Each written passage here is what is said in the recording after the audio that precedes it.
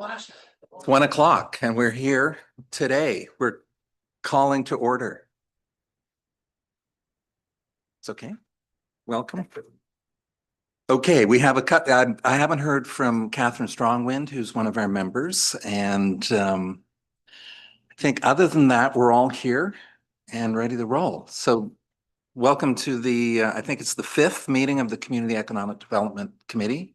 This is the second incarnation of it over the last 5 years. And I'll just acknowledge, as always, we do in these public meetings, that we're meeting today on the unceded traditional territory of the Sooke and Sianu nations.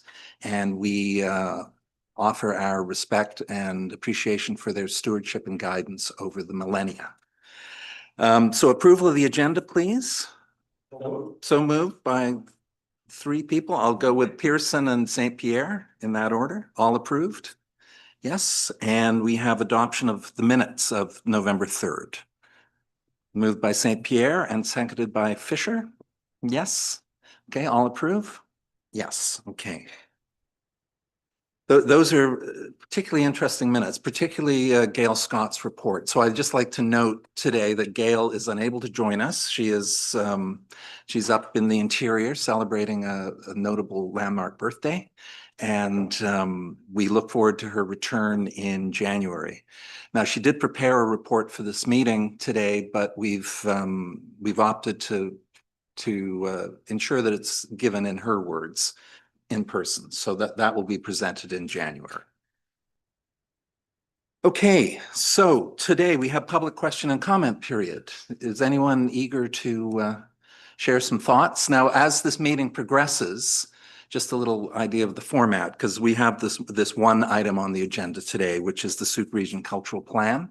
And JP Elson will begin the meeting shortly with giving us an update on the review that the SPA committee did. The SPA being the Sooke Program of the Arts Committee, which is no longer functioning. It's dormant, ready to be revived at some future date potentially. JP will speak, and then we'll have committee comment, and then I'd like to open it up to our guests who were able to join us at short notice. Thank you very much. So on that note, no public comment at this point. So we have JP Elson joining us. JP, would you like to come up? JP is short for John Paul Elson. He's the CEO and General Legal Counsel of the BC Institute of Agrologists. He was formerly Chief Executive Officer of the Saskatchewan Music Association. Saskatchewan Music Association, which did a lot of good work bringing the Western. Anyway, I knew him back in the day. I think we may have met back in the day when I was in the music industry. Yes. Did you have a drink in his hand? Oh, sorry. That was the industry. Yeah. Here we've got another guest. Okay. Jeff Hurd. And more to the point today, JP was chair of the Sooke Program of the Arts Committee, and it, as one of its final acts, delivered a review of the 2011 Sooke Cultural Plan. So JP, over to you. Thank you very much for having me. Just a follow up a little bit more on introductions. I know some of you, but not all of you. I think there's a couple additional aspects of my experience that may be relevant to this, and that is I was the CEO of Creative Saskatchewan, which was based on Creative BC, but with Creative BC's emphasis more on music and film only. Creative Saskatchewan also added dance and digital media and visual arts and books and all the creative industries. So I was the founder and additional CEO of that. I was the founder and president of the Federal Canadian Music Industry Association. Appeared before Parliament committees on copyright reform and the CRTC on Canadian content. So that's sort of my background. Although I'm a lawyer by profession, all those were volunteer things. On this one, back in March of 21, Dana called me and said, "Oh, why don't you come to this meeting?"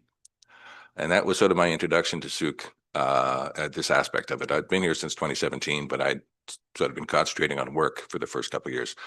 So he talked me into this spa, sitting on the spa committee. And soon thereafter, council passed a motion to asking us to review some of the existing theoretical reports with a specific emphasis on festivals and events. Very quickly, we looked at that and decided that you can't, or you shouldn't look at festivals and events in isolation from other parts of culture. So we decided, and we came back and received approval from council to expand the mandate that we had and look at updating the existing cultural material that existed. The main one being the 2011 report, which was, I call it I have an acronym for it, but it was the I call it TTSA. What that is, taking it to the streets. We started with that. Then over a short period of time, somehow Dana had me agree to help write it. So I looked at taking to the streets. I looked at Vancouver. I looked at Toronto. I looked at Austin, Texas. I've done a lot of work in the arts in Toronto and Austin, Texas, and Los Angeles, and looked at all the things that they were doing. And that was sort of the basis of the material, the theoretical material that we looked at. Then we started writing it down, and there's, I don't know, I think I put this in 2 years ago, and with respect, I thought you guys just forgot about it. Sorry. Okay. So I don't know if you had a chance to look at it, but it's written in such a way that it's although it's brief, it's quite complex when you really think about it. And that's why, yeah, the executive summary, you basically can get at almost everything from that. So I'm not going to go through it, but there are a couple things that I do want to highlight. Yeah.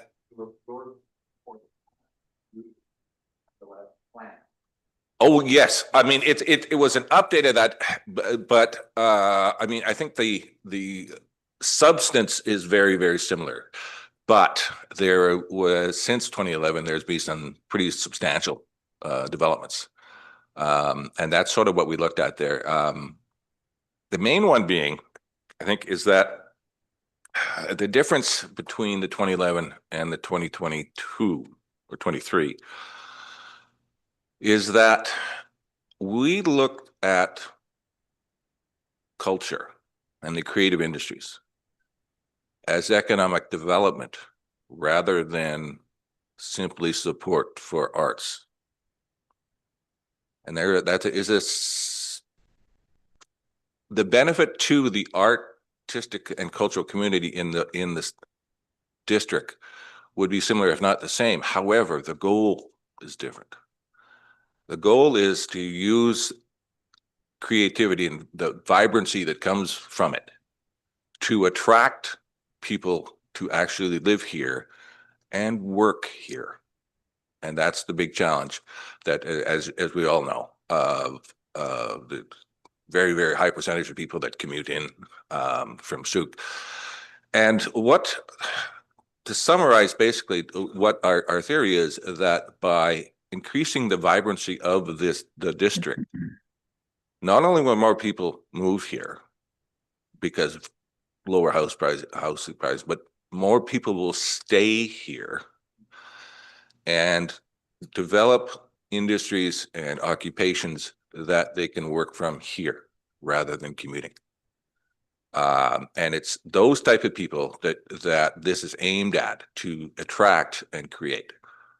So yes, there is a lot of the recommendations that are directly aimed at providing assistance and support to the artistic community, but there is sort of a deeper underlying theme of that. And now, well, I think one of the biggest developments from 2011, and it's something that you usually don't hear about, and that is we viewed COVID as an opportunity in that I think it has dramatically changed the nature of work to the extent that for the benefit of the district, there are more and more people that can actually work at least part-time from home. And in that sense, it's an opportunity for the district to access those people, to increase the vibrancy and use it to attract more of them. So that was sort of the main theme of it. So like I said, you don't usually hear of COVID as an opportunity, but we thought it was, and that was a huge change from 2011. The original 2011 report had 5 general areas of recommendations. We brought it up to 6. We didn't add anything, but we separated out the Indigenous aspect as a separate area of emphasis. It really comes down to, there's a paragraph here. I'll just, because this is it. Sort of the summary of the executive summary. Culture is creative, but creation is not limited to culture. Even lawyers create things. Dentists create things. Home builders create things. They're not necessarily artists, but they are creative. The betterment of a creative culture and the encouragement of equitable, diverse, and inclusionary vibrancy within a community should now be viewed as the means by which people of all types will be attracted to the region and who will establish economic activities based in the region rather than in other parts of Lower Vancouver Island. That's it. In one paragraph. That's what we're saying. So how do we do that? Now there are, within the 6 areas of development, there are specific tasks under each one, and I don't think today is the time to go through it. The second part of the report gives you an idea of the research and the basis where we came. Some of our hypothesis came from the economics of creativity. That section is quite. And here's one other paragraph. Because I know often when the word culture comes up, unfortunately, some people view culture and as only arts and culture, but they view it as a luxury for communities because there is cost. We don't view it that way. This report doesn't view it that way. So while it certainly remains that we have a solid business climate, having an effective people climate is even more essential. This entails remaining open to diversity and actively working to cultivate it by investing in the lifestyle amenities that people really want, as opposed to using financial incentives to attract companies, build professional sports facilities, or big box stores, or call centers, all of which have their place. But those examples are not going to attract the type of people that are going to build a life and stay here, and their children stay here. Entertainment and vibrancy is what's going to do, as a much bigger picture. But without it, you're going to lose, as we've all seen, and Sooke's not the only one, of losing youth to bigger centers, funner places, more things to do. What we're saying is, with some of the tasks that we're putting forward here, you have the opportunity to lay the groundwork. This isn't something that happens overnight, but lay the groundwork that people will say, okay, I'm going to move to Vancouver Island. Where should I go? Where should I move? Well, it's too expensive to live in Vancouver. It's too expensive to live in Victoria. I hear there's a town that's pretty cool. Let's go take a look at that.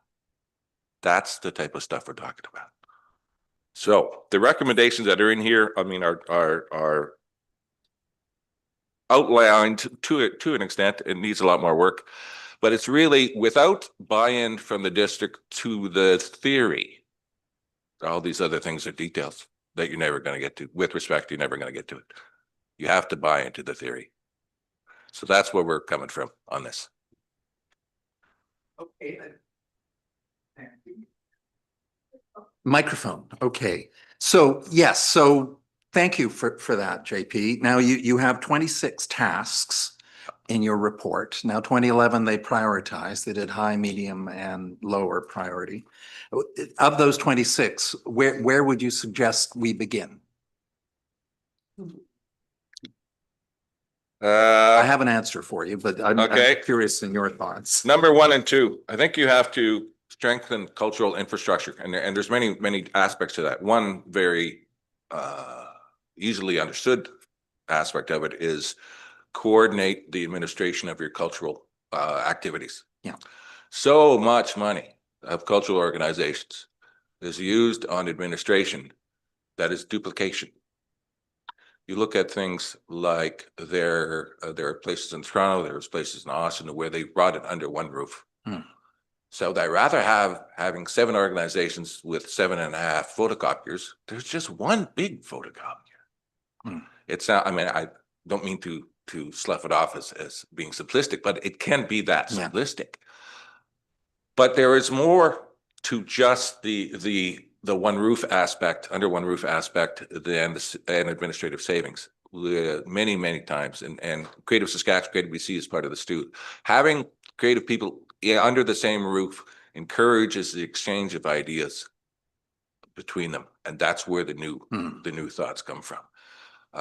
So there's that aspect of in some way bringing them together under one roof, and one roof is sort of a summary. I don't necessarily, it'd be beautiful to have it in one actual building, but one roof in the sense that they can access some of their administrative needs without duplication. But one roof would be great. Yeah. The other thing is this business enterprise zone with a business incubator. That's a biggie. Before you jump in there, let's note task 2.2, vibrancy coordinator staff position. Yes. Now that was an individual in your shared space, I believe, that would need to be funded and become a point person for all local arts group and activities. They would be an employee of the district. Yeah. So think of it this way. And I'm starting to do a lot of work with Gail too on the business services co-op. Right. Yeah. And she talked me into rewriting the with Gwen's help, the bylaws for your tourism association. All of that are examples of economic development. What this position would be is basically within your economic development portfolio within the district. So that's where it would be based.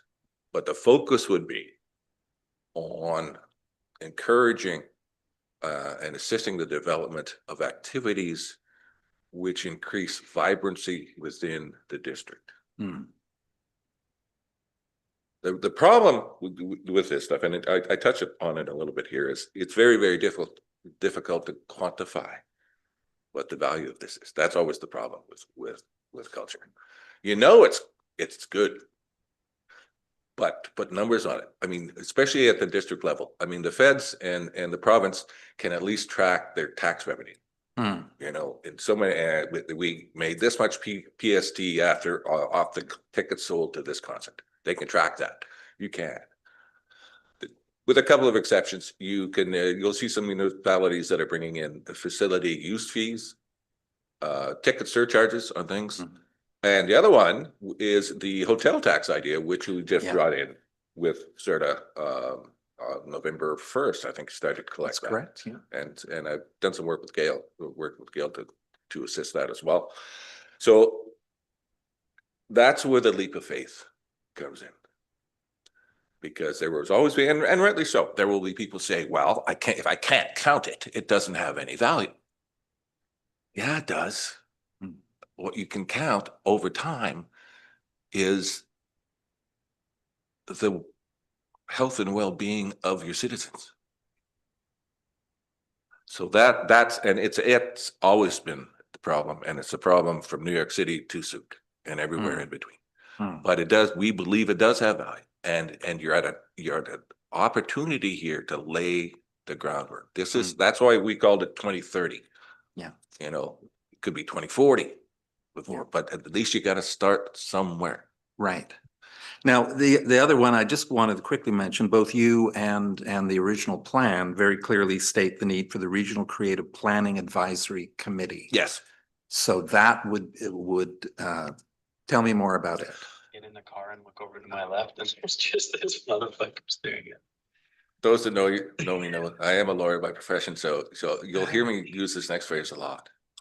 With the greatest of respect, the SPA committee was flawed. And the reason it was flawed, in my opinion, is it really didn't have a distinct terms of reference. It was established with some couple general statements, and that was about it. And it didn't have, and without that, your terms of reference is sort of the base on which you can build a valid operating committee or organization. Without that, it was doomed to fail. And how it, some examples of it where I really noticed it is that I remember one time it didn't have any sort of independence at all. We had to come to council to ask for $50 to subscribe to something. I mean, I wasn't in charge at the time, but I what? What a waste of time. There has to be some sort of some independence, a little bit of discretion, not a lot, but some. But I mean, that was, and I didn't make that. I'm not making that up. That's an extreme example, but that's not the only one. So this type of organization or committee that we're talking about, we need to set it up that it has legitimacy, validity, and some authority, all of which was missing from your SPA committee. Okay. I think that could be fair to say that the SPA committee was a select committee, a different matter to, we are a standing committee and we are absolutely at council's discretion. So council did request this subject at a recent meeting, and hence we're here talking about it today. But yeah, so I think there was suggestion in 2011 that the SPA committee merge into a larger new creature. Yes. That I think a very similar name, Regional Creative Planning Advisory Committee, with involvement of JDF as well. Yep. I look over at Sally Manning in the room today, because Sally, I believe, was very directly involved with the creation of that 2011 plan, and maybe not. Okay, don't worry. I'm going to call you, our visitors up to speak once committee has finished with JP. Where were we, JP? You were talking about another of the organization, the recommendations was the business zone. Tell us more about that. That's going to be a hard sell for especially some of your developers. But I do think that, and it's been proven many places, especially Scandinavia does it, where certain zones within your community are set up in such a way that there's an economic advantage to certain types of businesses to locate there. Fancy name for it's more than just tax breaks, but that's it. A tax break would be an example of it. And in that sense, you encourage creative people to locate in the same general area, and that to an extent, but not the end, but to an extent creates vibrancy in and of itself because they're close to each other. So there are, even in a place as small as Sooke, there are some places that, I mean, in the perfect world, if we had, you know, all the money we needed, there's a couple of spots just downtown right now where you could just say, okay, this is designated as a creative zone, and any businesses that or developers that want to build something in there and get some break, but it's for creative enterprises, that type of thing. And that would be the start. It's a focus. It's something that people can touch. When we talked about, you know, you can't really, it's very difficult to count culture.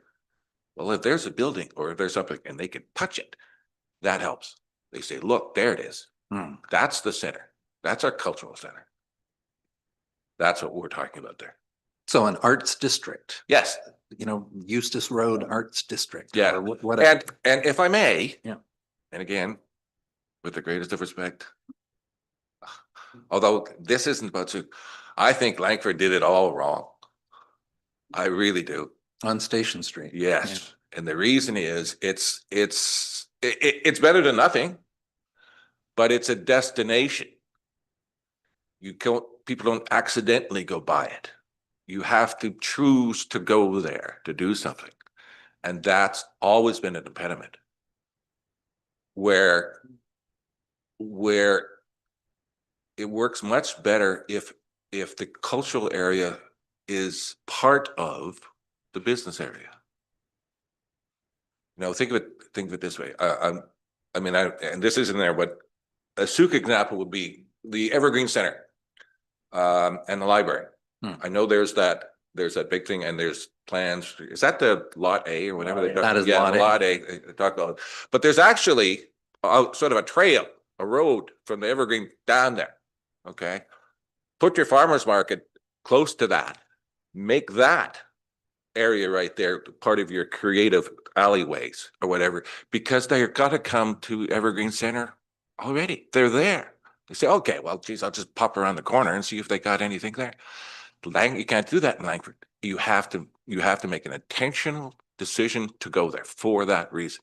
And that's why a lot of people won't, because when they're looking at culture as economic activity, it's often impulse buying on the retail level.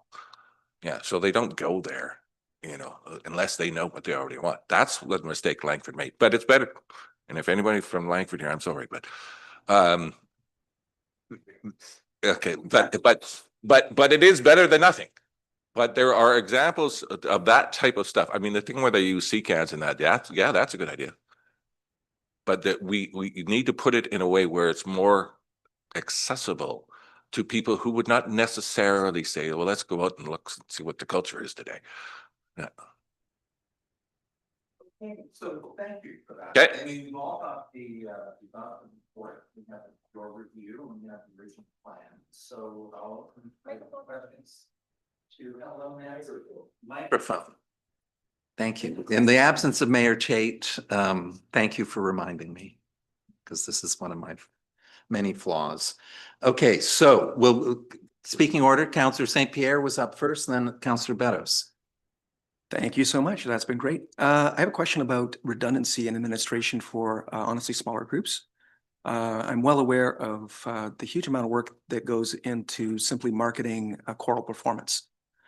And honestly, how much of that work, as far as I'm concerned, is wasted because it doesn't actually deliver in ticket sales and the number of people that actually attend a performance.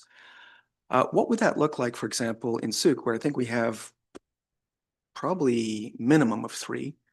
And if you start counting, acting groups that, do community theater, 5 or 6 groups that probably have very similar needs in terms of just marketing a performance and getting, bums on seats and tickets and allowing everybody to know what they're doing. What does that look like in terms of, what would you recommend as first steps towards a collaboration to reduce the redundancy in administration? Ta-da! There you go.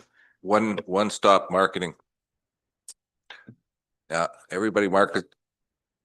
You have either through the district or through the organizations themselves come together and we say, okay, we're all going to use this. If it's an ad company or a marketing person, this is the person, so that they all know where to go and they're getting the same advice and the same service level of service, rather than 5 or 6 of them or trying to do it themselves. And you see that a lot. We don't need any marketing advice. We'll just hand draw our signs and stick them on the corner and people will come. No, they won't. With the one-stop marketing, especially now with the emphasis on online marketing, social media, that's where how you draw people in, especially people under 30 or now under 40, I guess. But it needs to be consistent and set it up in such a way, or another part of that on the Sooke site have a cultural page of Sooke. People go there and if somebody's administering that and all these things are happening, here's buy tickets here, click. Then you don't need hand-drawn signs and things like that. So just to follow up, how do you herd the cats? I don't know if you noticed, you probably have. It's very difficult. Creative people are, for the most part, extremely intelligent, often highly educated, and very passionate. And it's the passion that can be problematic sometimes, because they can be focused, overly focused on one aspect of it and not see the forest. It's a matter, I think you have to take a bit of a leap of faith and start some of these things and show them that it actually works. Allow them input as to how it's set up and all that, but you have to, the best thing to do is success. Success breeds success. Okay, you've provided some tantalizing hints. Not exactly a game plan, but I'm Well, thankful. I have a game plan, But I'm grateful. yeah, Sounds like that vibrancy coordinator. Yes. Is the key. yes. Yeah, to herd the cats. Now, that person, Well, thank you for your presentation. I read the background material, and I come from an area what is more tangible, hands-on. And I know that a lot of the groups in this community, which we tried numerous times, I'm with the Lions Club, to try and share some of our resources, because you're right, you have all these things out there and we have some cooperation. But just dealing with what's here in Sooke today, you know, we have all Sooke days run by the community association. We have fall fair. We have the Sooke Phil, and they're all fairly independent onto themselves. And anything that I've seen in the past has not met with that sort of cooperation. Is that fairly common in these sort of situations? Because I'd rather deal with what we have now in this community. We have some great things. We're known as a volunteer capital, and we have a lot of people with a lot of hours of work into these things. I'm just struggling with how to bring this together. And I mean, it sounded wonderful, a lot of wonderful words, but again, it comes back to something tangible. And for me as a counselor, to say we're going to have this other position in Sooke for $100,000 a year, because that's what it costs, Probably. wages and stuff. Yeah.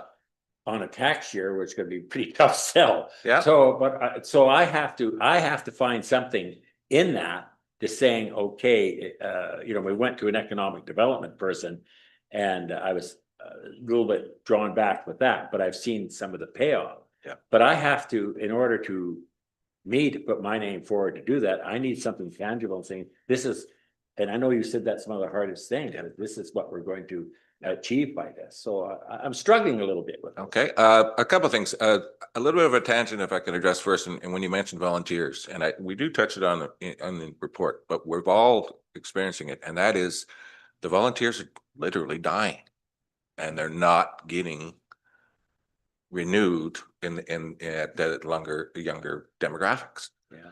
So whether we like it or not, that change is going to hit us. And so the historical aspect and some of the things that you mentioned of relying on volunteers, probably sooner than later, are going to have even more trouble finding volunteers than they have I already. don't argue with you there. Yeah, so there's that aspect. So the way I would suggest you look at it is that you have to, for the organizations to work together. That's the second word.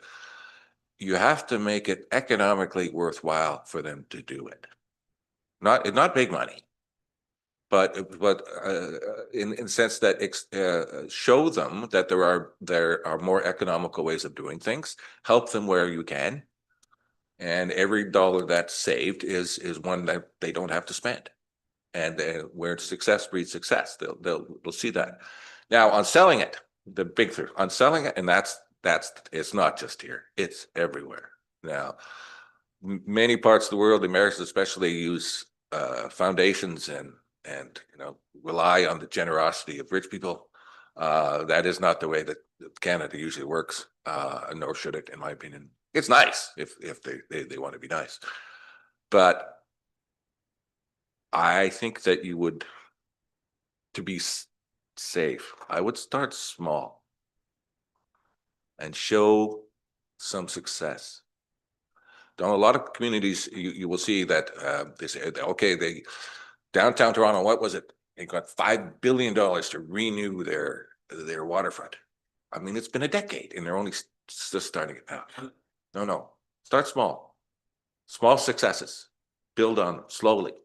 And this is something that I was been concerned about. Creative people especially are almost, well, they're hesitant, if not almost embarrassed, to blow their own horn to show that how valuable they really are. They think it's, you know, it's in a way arrogant to do it. And I always fall back. My senior partner, when I was at law firm once, he said, never do anything nice unless somebody sees you do it. And I thought that's not very nice. But then I thought about, hold it, okay. I mean, in practical terms, small successes, and make sure people know that there are successes, and that you, the royal you, are responsible for, and then take it up another step.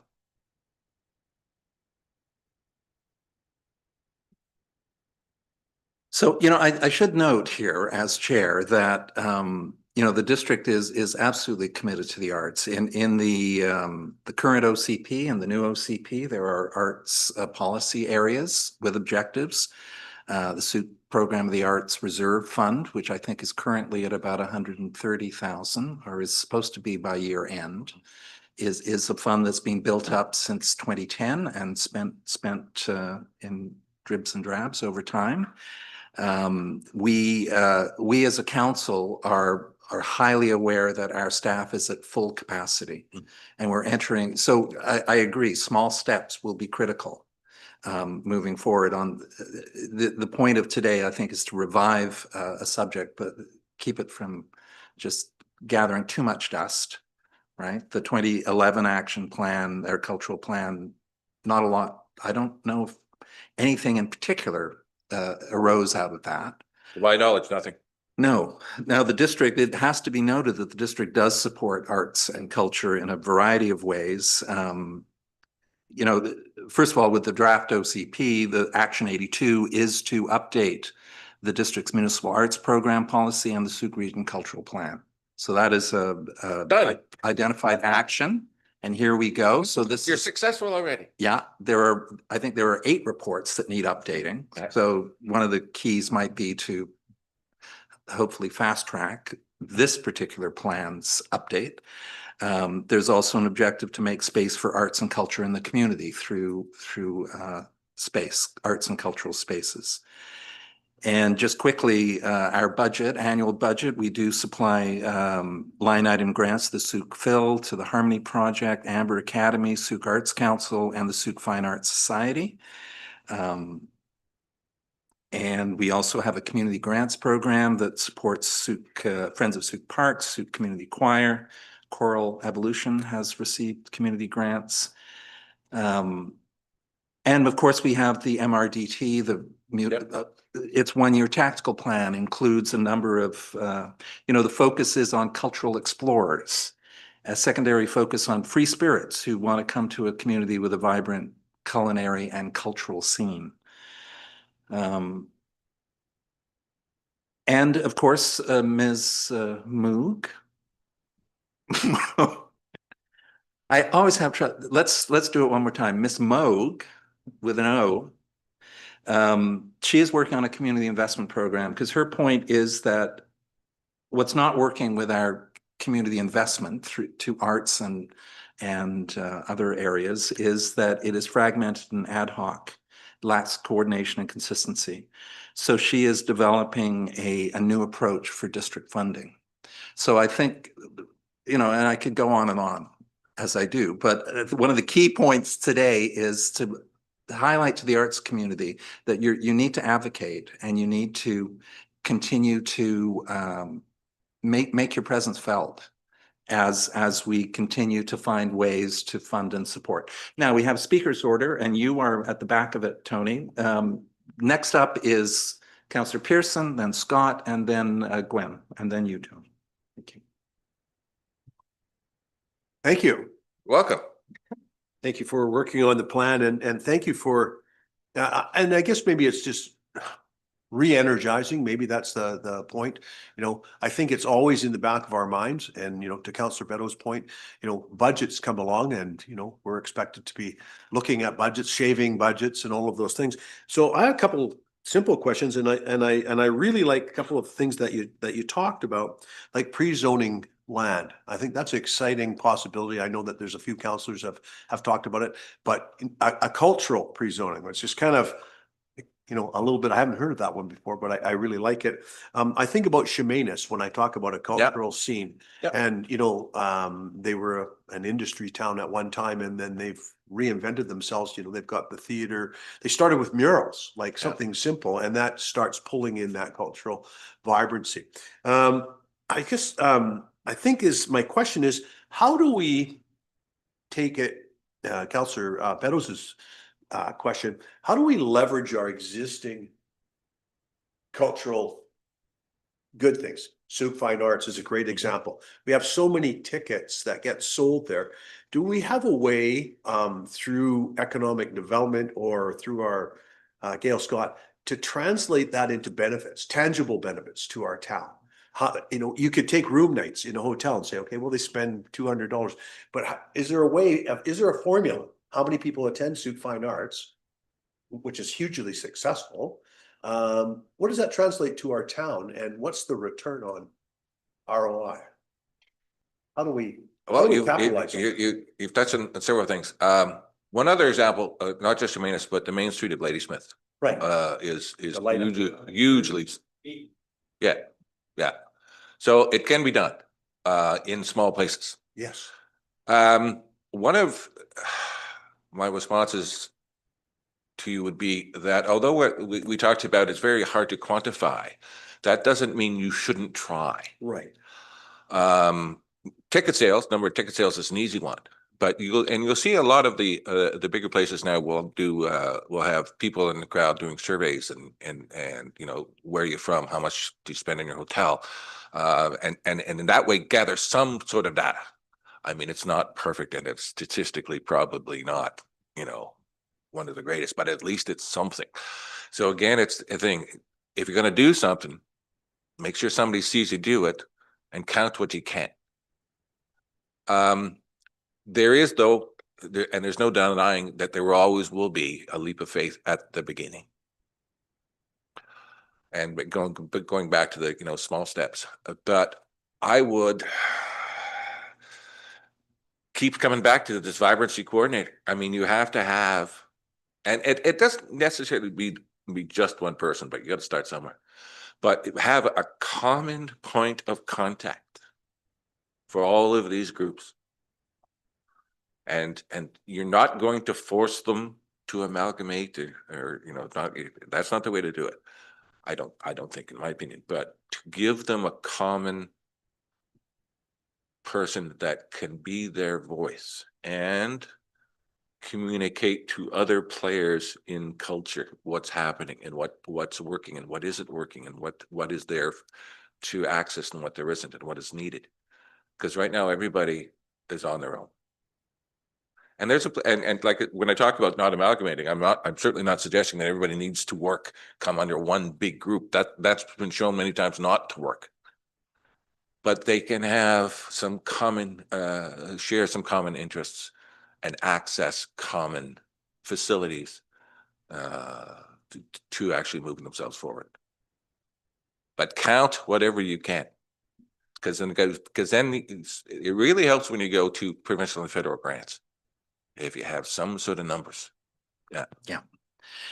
And I think the fine arts do have numbers. So Yeah. Jen, we'll call you up shortly and we'll get some direct input from our arts guests here today. So Scott. Thanks, John Paul. Hi. That was really insightful in terms of where I think culture can go. My experience of having a college for the last 22 years is connecting with tourism. So that's what my college does. And I would say it's the #1 area that's grown over the last 22 years in terms of what my industry is expecting the tourists to want is cultural heritage interpretation. So I think that it is throughout my industry, it's proven the fact that that is a major growth area, that not only is it growth for those companies that are looking for my students to have that knowledge, but the reason they want that is because it's the tourism aspect that's looking for that. So the growth aspect of utilizing culture, I think, is huge. One area that I don't think we really do as well as we should, and that's connecting with the First Nations as well as and seeing if their interest in creating cultural heritage in this territory that we belong in. So I think there's a great opportunity there to maybe even start that communication.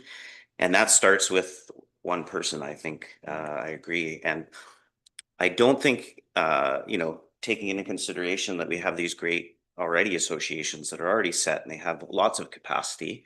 I don't think we're talking about that there. We're talking about the artists that don't have the capacity. I see a potential opportunity to share in grant writing, and that could be shared with some of those associations that don't have that capacity yet. Administration costs, insurance, marketing, website, how people pay, just setting up a payment plan for an artist when they don't have that capacity to do so, I think would be a huge, just like it's already set up for you. You just need to come and talk to us and we can set up this payment system for your art that you've already got that you can showcase. And then I think the idea of, we've talked about pre-zoning properties, and I think that's a great opportunity there to put that in the town core and really build around that, businesses that attract that to that area. One area that I'm getting involved in with Gales, we're working with this cross-border initiative, and we're looking at a marine educational center. No, I'm on that steering committee. There you go. Yeah. Yeah. And so I just think, again, building that around the cultural side, the marine educational side and all that in one area to be able to attract people to that area, then that just stems from that economic growth that people go to those, restaurants, they go to, Evergreen Mall Center, you said, all of that happens when I think we sort of collectively use that as a group opportunity. So yeah, I think, I think if we can figure out a way to build, and maybe it's a small step, so maybe it's a part-time position for I was just somebody. going to suggest that. Yeah, Yeah. it could be a small step but what that person is maybe connecting with all those associations to see what they have to be able to offer those people that are coming in for support. And that person is the link to be able to sort of connect all those. So, oh, you should go to the fine arts. They're Yep. doing that. They have a grant for this, and maybe there's, again, building from there, that person can then maybe add some hours to them because they are doing some grant writing for certain associations that are already out there, or again, some maybe artists that have the ability to do that. So yeah, I think it's as far as economic development goes, I think it's important for us to support what you're talking about. So I appreciate everything you brought forward today. Thank you. One thing, if I could mention, and we all use the word artist and culture in that. I think a better phrase would be creative entrepreneur, because that sort of brings in both aspects to it. And it's not just, a title. It actually is, when you think about it, that most people, I mean, there's absolutely a place for art's sake, absolutely. But most artists and cultural people do it because they want to try to make a living at it. But they don't know how. They don't know how to do taxes. They don't think like that. They're not wired like that. And you don't want them to be wired like that. But they are entrepreneurs in that sense. So they're creative entrepreneurs, whether it be an artist, but so is your web designer. So is your chef. They're all creative entrepreneurs. And that's where we should be focused.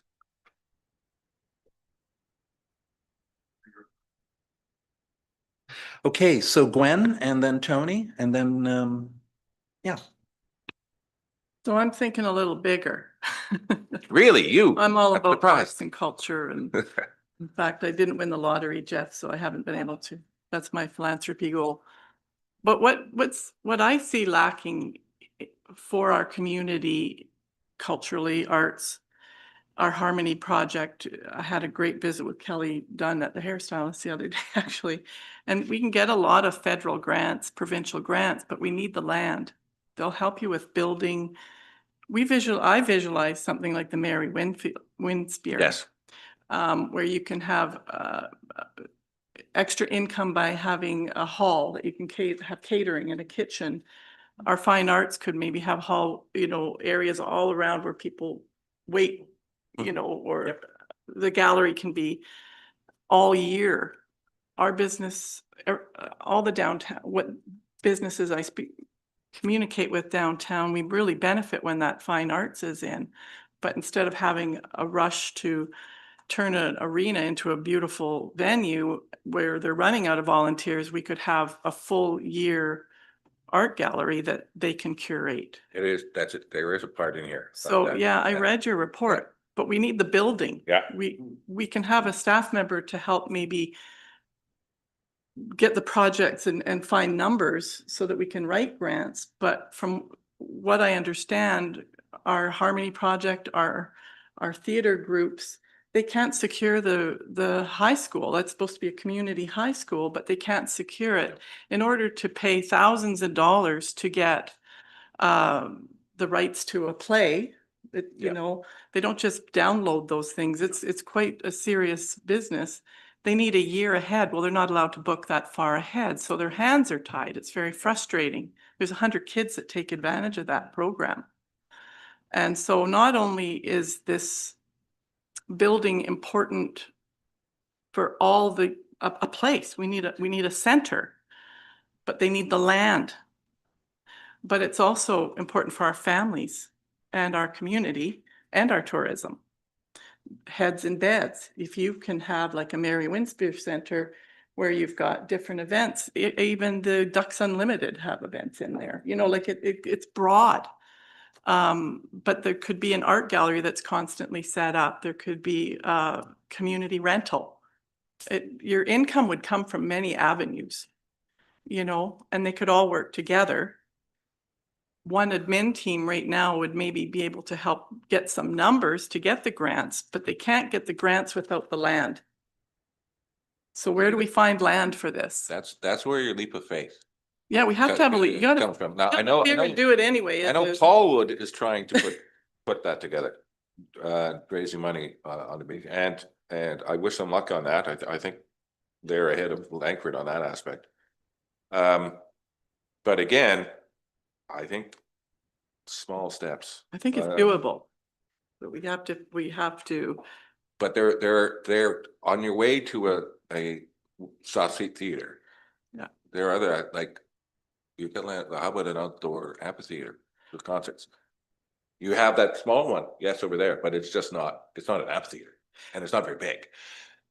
If it's big enough, people will actually come here to go to the concerts rather than just go see their friends that are on that little stage there. That's where the tourism part comes in, and that's where the economic part development comes in. You want them to come here, pay their hotel tax and leave. Buy their ticket, pay their hotel tax, eat in a restaurant and leave. That's what we want. Right, that was a very good point. I was going to say about the appreciate that. Very good. I'm just. There's ways that there's a hall that you can build for communities that includes theater seats that roll back. So if somebody rents it for a wedding or a Lions convention, right? Or whatever. There's so many, we're missing on rental facilities in our town. We know that. So this building could be multi-purpose, and a theater is really important, and we can't count on the high school anymore, sadly. There's got to be some political things changing there, but these theater seats can pull back and they disappear, and then it's a hall. So it's not like that theater is going to sit empty for except for the 3 weeks a year that there's a play going on. It actually can be a multi-purpose facility that's benefiting You have all a the beautiful community. piece of land there. We just don't have the money to buy it. But It's Yeah, there. We all know where it is. With a Yeah. Big. Looked like a big arena. It's knocked down now. It's across from the brewery. There's now a Oh, parking yeah. lot. Perfect. And Where are we talking about? Ed McGregor Park? No. No. No. Oh, the Tin Grotto. Yeah, the two. Okay, Yes, that, and right Couple across the street, there's another one. okay. And there's always, Yeah. that's where you go. Okay, we're going to go to Tony next, but I just want to quickly comment a couple of things there. The EMCS Community Theater is absolutely rooted in school programs go first. So this is a problem. And yet this is how School District 62 does it. The plan, the 2011 plan did call for new seating, and the theater does have new seating that the district funded to a third. Now, the other key point is the new CRD Performing Arts Facilities Service, and that has funding for regionally significant theaters. So Mary Winspear, you drive from the core to Sydney or the core to Sooke. If we were to come up with a regionally significant theater of a certain size, then we could apply for development grants through this new service.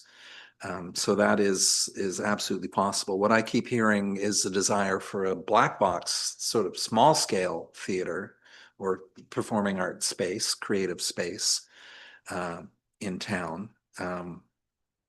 Yeah, so but really good points. Thank you. Tony. And then we'll get to our guests. This is a question through the chair to staff. I was curious if we had some numbers on the amount of money that's being spent on all the various choirs and community groups as it stands, because my sense during community grants was that it actually adds up to a fair amount of money. And I'm curious as to whether or not something like a part-time vibrancy coordinator might not be possible through that funding, because again, being a part of one of those particular organizations, I feel pretty strongly that rentable risers, common infrastructure that could be shared, and common marketing and admin would be far more valuable to a bunch of people who are just getting together to sing and who don't really want to do that work than a little bit of money to buy more music or whether all the other many needs that happen, but they can do fundraising for that stuff themselves. It's very difficult to do fundraising for a vibrancy coordinator. So I'm curious, do we know how much money is actually tied up in all of those various grants and other resources that are essentially, I'm not going to say squandered, but that's the word that comes to mind. I'll start through the chair to member St. Pierre, Councillor St. Pierre, and then if CAO Gray has anything to add. I think there's a lot to unpack there. The number, give or take, across all community service agreements, community grants, et cetera, the number is about $500,000 annually. So it is a significant amount. As council members are aware, a multi-year staffing plan and workforce plan is coming forward in the new year. You will likely see a position that's been talked about today coming into that frame of the conversation. It's something that I have brought up a few times over, but it always comes down to resources and trade-offs, and there's only so much to go around. The MRDT funding, it is an eligible expense as far as that vibrancy coordinator. That opportunity does open up a new realm. As Councillor Bateman mentioned, we will be hearing from Jen later, and I'm sure she'll speak to some of the numbers around the Sooke Fine Arts Show. I know the market and the museums, we do have some data. A return on the Sooke Community Market, or sorry, the Night Museum market, I believe is around $600,000 of what it circulates back into our local economy. And the numbers are even greater with the Sooke Fine Arts Show. So we do have some of that data where you see the direct return there. So a couple things, and to add, specific to events and promotions and marketing, you may have heard we just launched a new website. On that website at events.sooke.ca, community groups can now submit their events. There's also subscription. We've just been doing some testing, but it looks like testing is complete now. People can subscribe to those event notifications. They can also opt in to receive a weekly digest. So it's a new marketing tool that we can centrally house with the district providing that lead. That's essentially a set it and forget it type system. So we've built that technology. in response to the work and what I've heard from the community through the community investment program, which was also mentioned earlier. So a couple pieces there. Yeah, just to follow up on that, and that is all very exciting, by the way. With that $500,000, is it possible that when budget considerations come forward and something that looks like a vibrancy coordinator comes forward, would we be able to have a revenue neutral opportunity to potentially fill a position like that based on the investment that we're already making in those particular directions? Because I think that's going to make a huge difference to the community and to council as a whole. So I'm curious, is that likely to happen? The bottom line in year one through our budget, the honest answer would likely be a no. The net return to the community, though, absolutely. We see those dollars and cents return. So although the line wouldn't be exclusive to the district's budget, the return on the community would probably be conservatively 6 times over. Just kind of off the top of my head, using some of the numbers that I see from the 2 case studies that I'm most familiar with, being the Sooke Fine Arts Show and also the Sooke Region Tourism, the night market rather, at the Sooke Region Museum. So kind of taking that formula of what they invest from a staffing model and the return on the economy. But as far as direct revenue generating events for the district in year one, having that be a net zero, I think that's aspirational.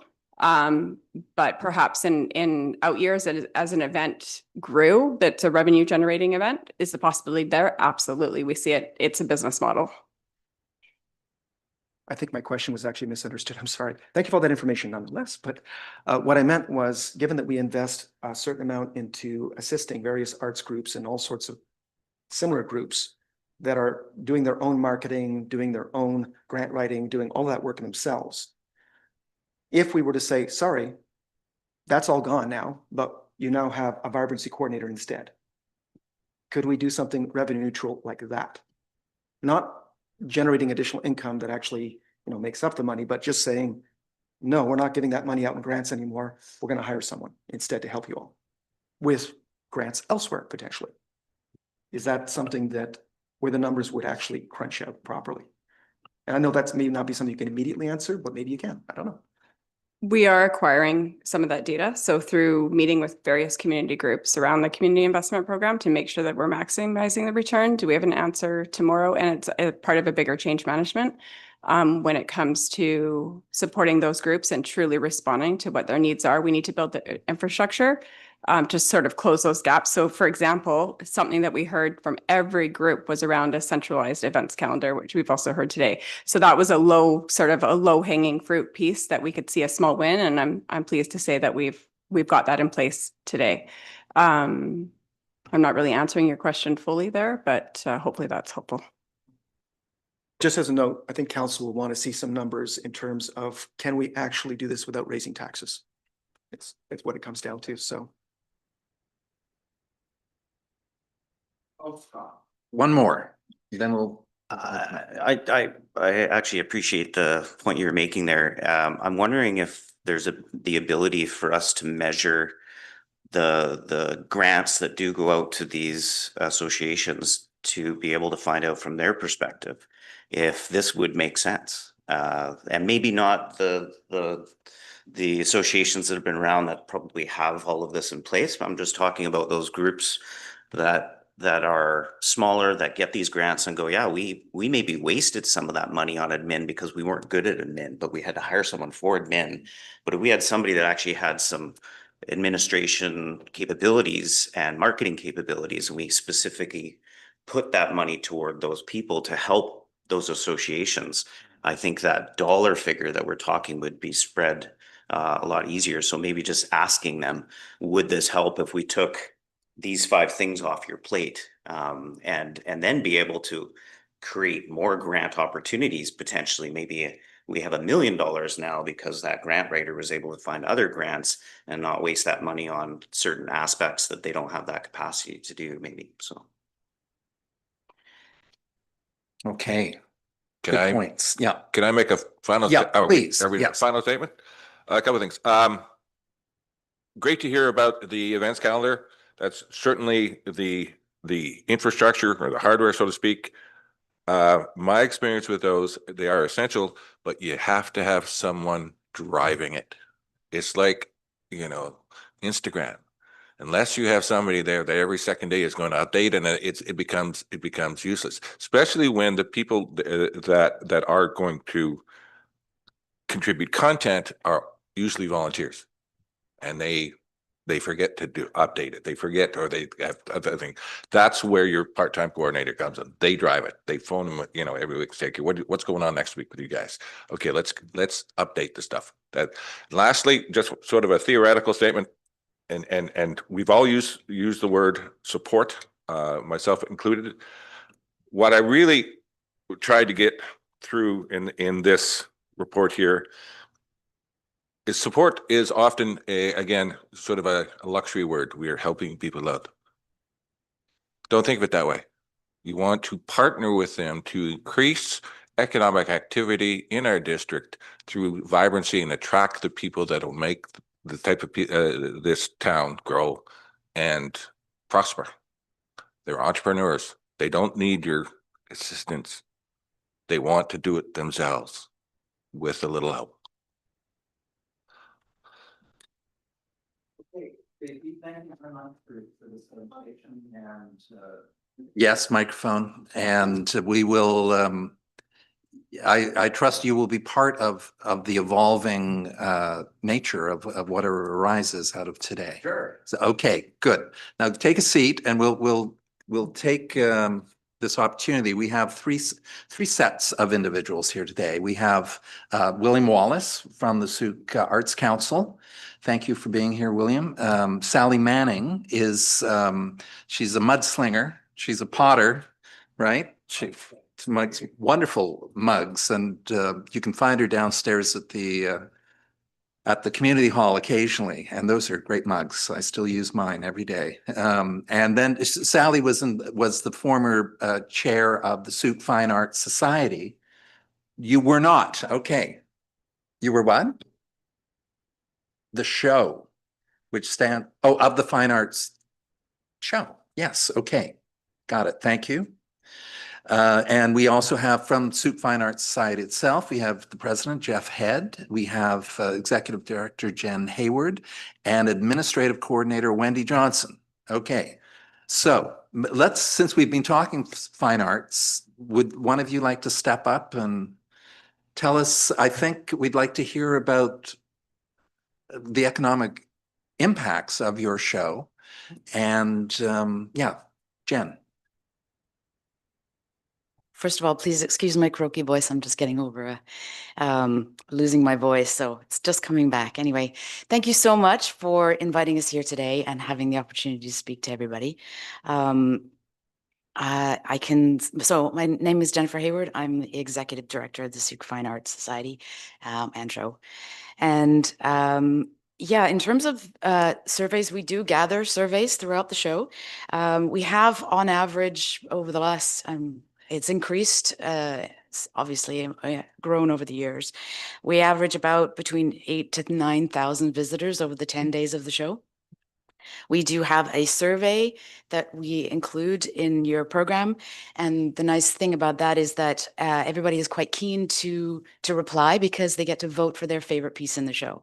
So you've got them, you grab them, they want to vote, and then we gather some stats at that time.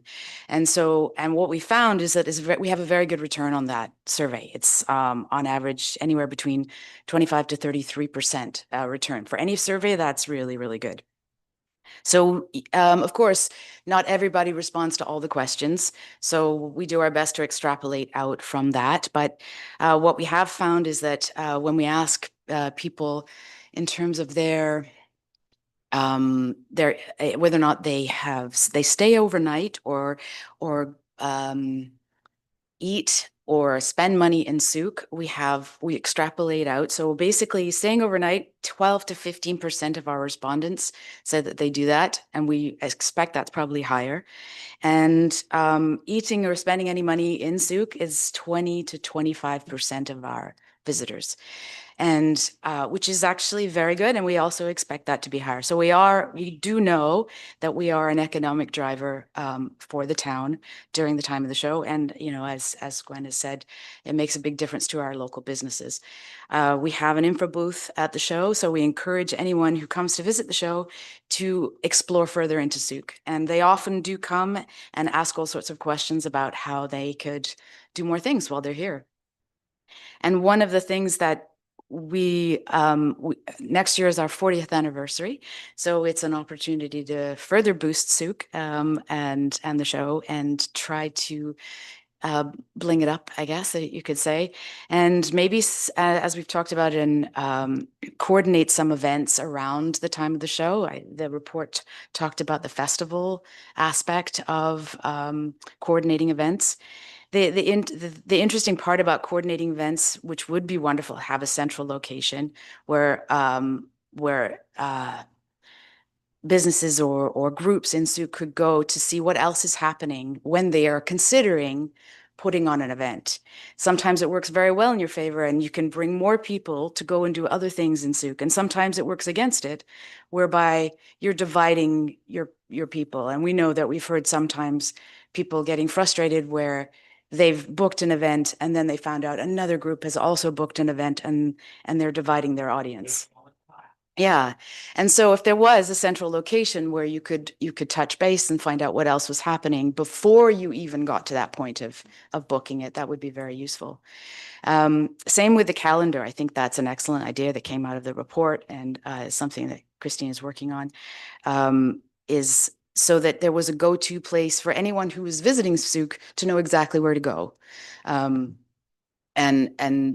because there's one thing, actually, you could create a website, but it has to become a go-to place. It has to be something that people will, you know, ranks high on the SEO, so that they will actually find it on the website.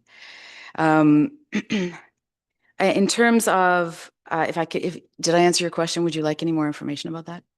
Okay. Okay. All right. Great. Yeah, I mean, having a coordinator to help all these different groups with challenges, including ourselves, would be a wonderful way to support. We are a large organization, but we still have funding challenges every year. We do get grant funding, but we've been told it's being squeezed, and it continues to be squeezed, as you know, for the arts is often one of the first ones to get squeezed. And we, like, in terms of, as you know, the district puts in for the CRD Arts Commission. And Jeff, we've had communications in terms of how we might participate in that.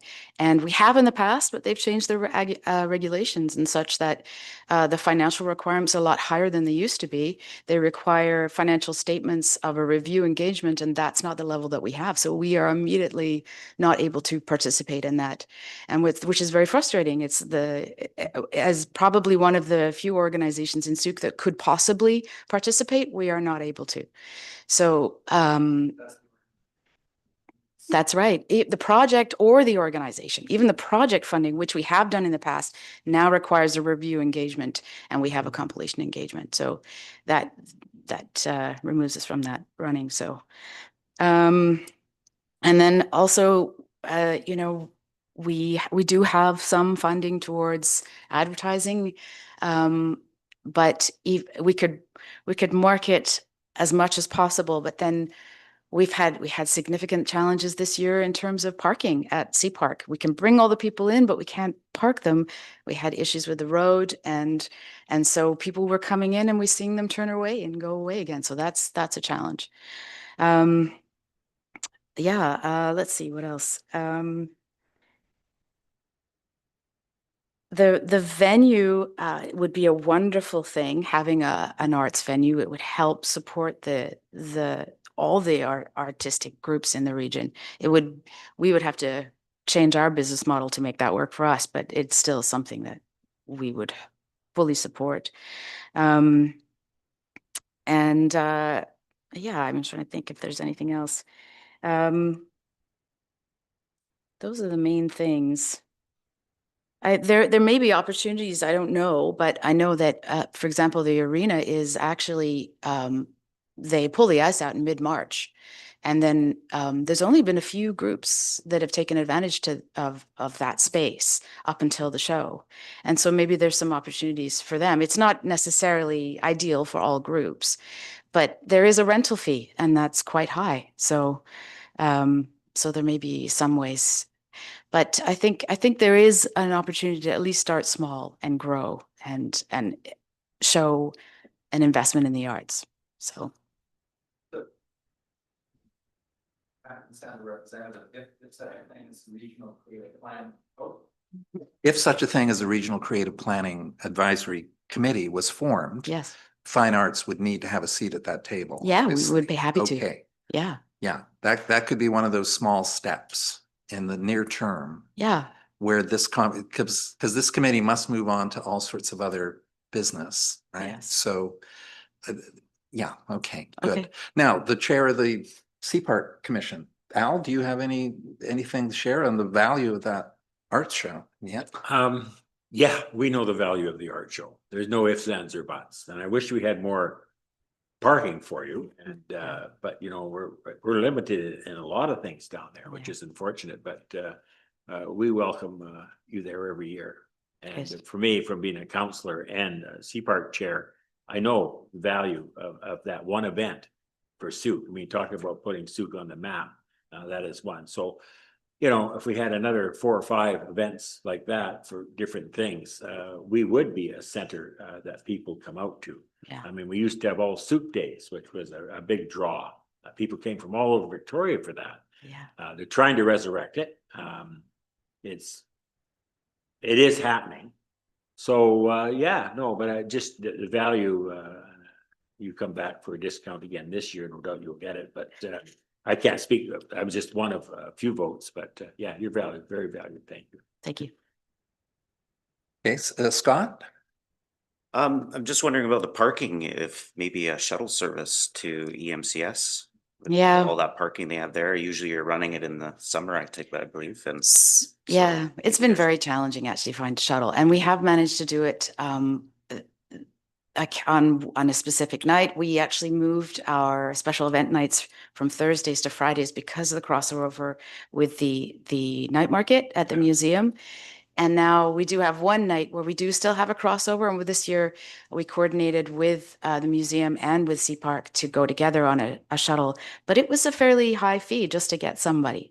And so we look at sponsorships to offset that. But, you know, this year it was a challenge throughout the whole show, not just that one night. What So about the campground? we do. We partner with the campground as well, and they set aside parking for us, which is wonderful and amazing. But we have a lot of seniors that come to the show, and they need to have access to park right in front. Yeah, so it's I'm a good example as well, like my restaurant Stickleback is jam-packed when that fine arts festival comes to town. And I think it would be in our interest to make more art festivals. And if we could create something that's year-round, where there's a draw, and maybe like an art house where it's not only a place that people are showcasing their art, but it's also separate where people are creating art. yeah, And be able to rotate. And then for that idea, maybe there's a bit of a crossover with the district, because I know the district always needs art pieces for whatever projects that they might be involved in as well. So maybe there's some crossover where artists can trade for their services for that space, things like that. So, yeah, definitely. Definitely, I had a good meeting as well with Christina recently about the possibility of having banners up around the show, and maybe that would be something that the MRDT spending could be put towards to help boost the show around that time. So we have had some thoughts that we've started, but yeah, definitely having a way for all these different groups to. Does have a direct Sooke Fine Arts Show component, does it not? Yes. Yeah, 3 new cultural components with the goal to strengthen Sooke's position as a cultural tourism destination. Yeah. Yeah, and I know I brought up youth, the involvement in youth in our community and youth in arts in our community. And since actually that original cultural plan came out, we have made steps at Sooke Fine Arts. We have a scholarship program for youth to support them in their further education, and then we also have a youth art gallery at the show. So, Yes. and we look to ways to support them in that way. So, With new lighting, right? Yes. That really was that's right. excellent this year. Yeah. Yeah. Thank you. Thank you. Scott? Want to make maybe one more point. Have you ever looked at expanding the fine arts show, like maybe taking some of the people that didn't make it into the show and taking the art and spreading it all over Sooke? Like Ooh. maybe Med and Gregor Park at that time could become a showcase for that week for those people that didn't make it in or something. So Yeah, maybe think actually. about a little spread around Sooke somehow. Yeah, sorry. Yeah, actually, this year the South Shore Gallery did a refusé, a salon refusé, which is an old French sort of Parisian approach to some people who didn't get into the main show. They can also exhibit here, so we definitely supported that because any way to support other arts groups is valuable, and that worked really well. And we work very well with South Shore Gallery. Also, we have been. I was planning to have a meeting with the Sooke Arts Council about the possibility of doing a studio tour, perhaps around during the times of the show, because it get people further into Sooke, seeing more things that are arts based. For us to organize some of those events is very challenging. We're extremely strapped during the show, and our resources are very limited. But encouraging other arts groups to coordinate with the show would be wonderful. We would support that. Running into the same problem, getting volunteers. Absolutely. Yep. Wow. They're aging out. We use, over 350 volunteers to put on the show. It's essential for us. And it is always a challenge to source and maintain. And we often find, as I'm sure you've all seen this as well, it's the same people volunteering in the same places, and they're all aging out as well. They're such a valuable resource. We try to support them as much as possible. We give them a party to celebrate them and that kind of thing. It's important to us, definitely. So we've tried to encourage the youth to volunteer. We started a program with the EMCS. We had actually someone reach out to us about having youth involved in the show. We got 2 youth. Of course, the challenge is always the timing of the show and the school at the end of the school year. And so, yeah. Okay. Yeah, thank you very Thank you, much. Jen. Thank you. Yeah. Jeff, would you, anything you like? Yes, please do.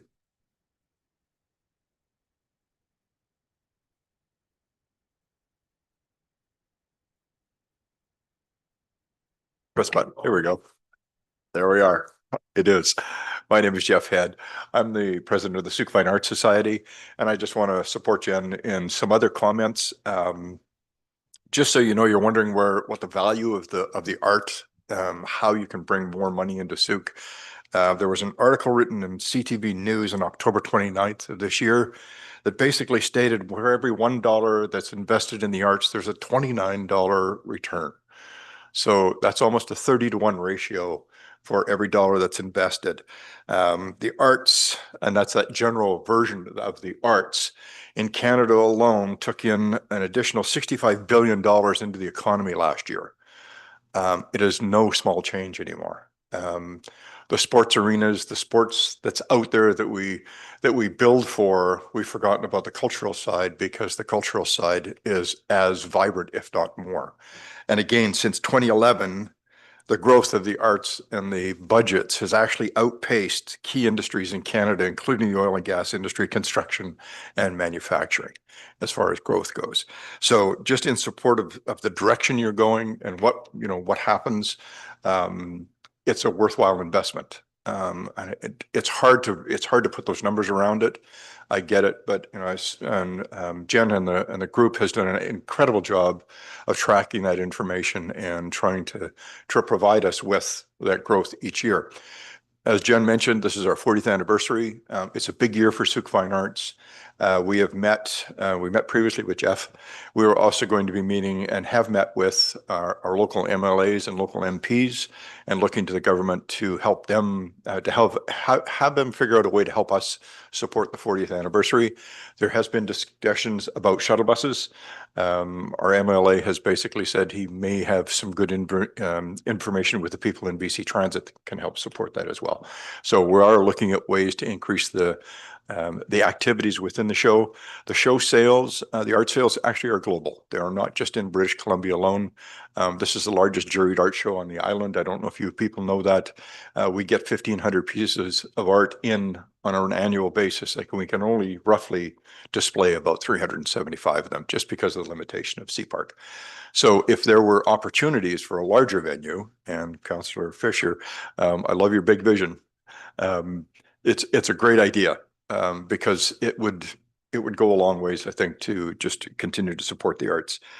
Just as another aside, I'm a musician.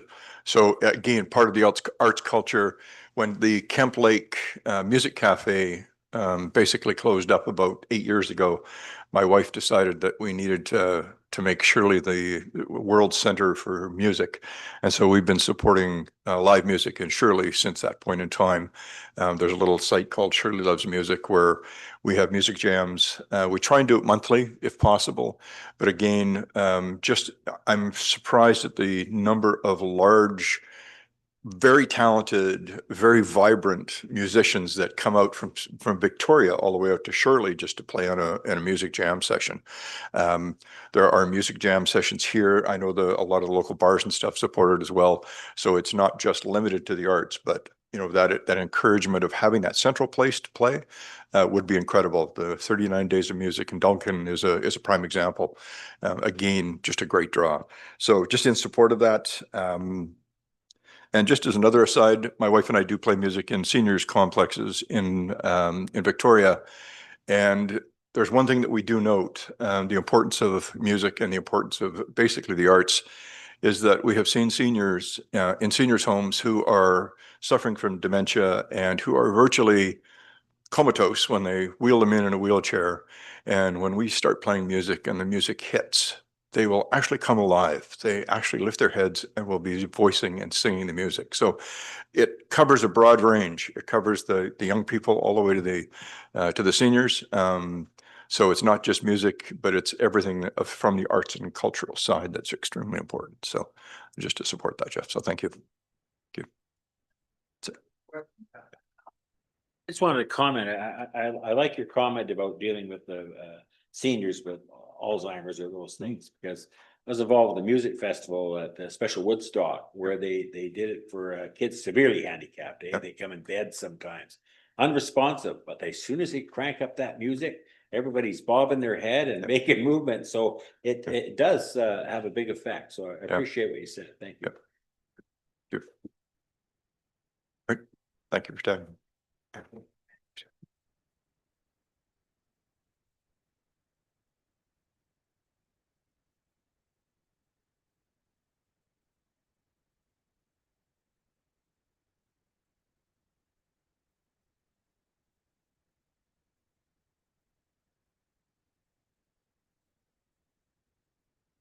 I remembered to turn it on.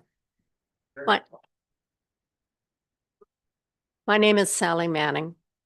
I am a volunteer for the Sooke Fine Arts Society. I am the music coordinator. I have been involved with the Sooke Fine Arts Society since it was established in 2008 under the headship of Yvonne Black. This was after the museum decided that they did not want to host it any longer. I am also a member, I'm a board member just recently of the Metchosin International Summer School of the Arts, which is now this year finally coming back to Metchosin, to Pearson College. I'm also a member of and have been a board member of the Sooke Salmon Enhancement Society. So I have a varied volunteer history with Sooke.